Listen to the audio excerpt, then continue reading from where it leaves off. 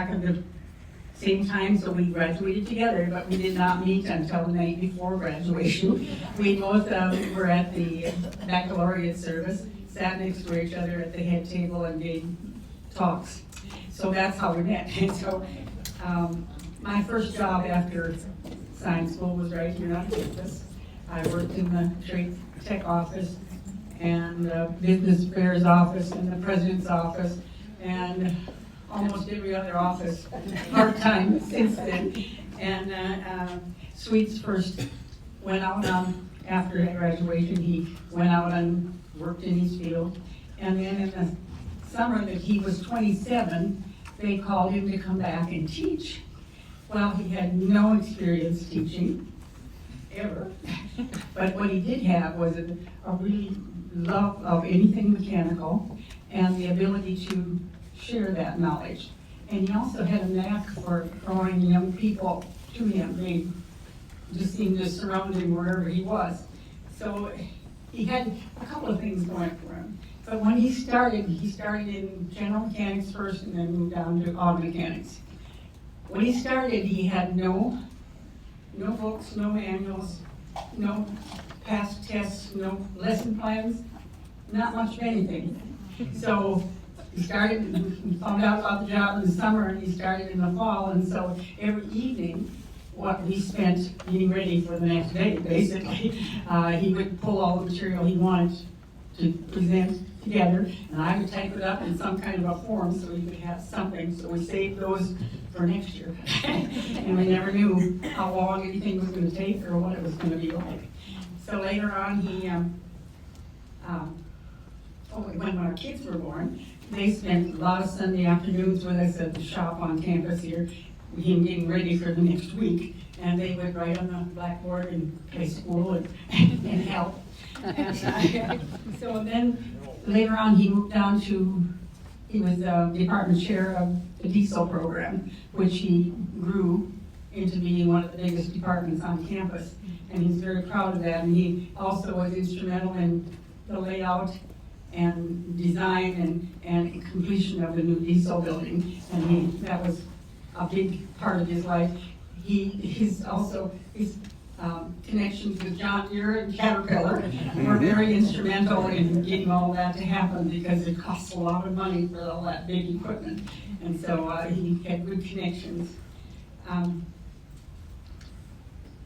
Over the years, he took courses at Stout University in Wisconsin and got some basic teacher training, which he really needed. And you don't know where to start. You had not anything to go by.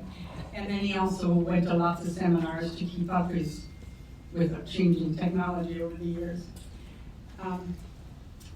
Somewhere, I can't remember what year it was, the science school had a very good reputation all over the nation for the students that they were putting out into the field. So the U.S. Department of Education in Washington, D.C. contacted us to write a manual, a self-help or a how-to manual of how to set up similar programs across the nation. So he and another instructor put together a manual for the Department of Education, and it consisted of shop layouts and sample tests and lesson plans and even down to what tools the students would need to take the classes and also go out and work in the field when they were done. And so it was distributed across the nation, and that was a very good thing for science school and made us feel really good. I, of course, got involved in that too because I pulled it all together in a manuscript form and got it all typed up, and so it was in a pile anyway, so that was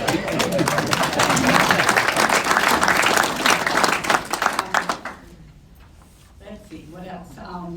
We took a leave of absence in 71 and went to Jamaica and taught and worked in a mining company down there.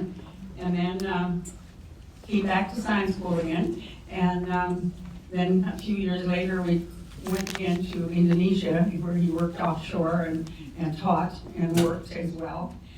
And when we came back, well, in between there, while my kids were growing up, and my two oldest graduated from science school, and they got such a good foundation to start their lives. It's really wonderful when you have good teachers and such a good community to grow up in. Science school and Wild Red was one big family, so there was always somebody around to watch over them and also celebrate their successes, and of which there were many. I'm so proud of all three of them. They've been very successful in their fields and also in their personal lives. They make us all very, very, very proud. And we just knew that this was the place that they needed to start. They could always have wings and go off and do other things, but it's good to start out right here in this good small community that cared about all of us. I'm so proud of all three of them. They just have done wonders as they've grown up and then become successful not only in their field but everywhere. And we all of us really owe a great deal to science school for that great start. Because if you don't get a good start, you need a good foundation in your life. And science school has provided so many young people with a good foundation, and science school puts out all these young people that actually make the country work. That makes the whole country work. Everybody can't be you gotta have hands-on people that'll actually get in there and do the work, and science school provides that for so many people.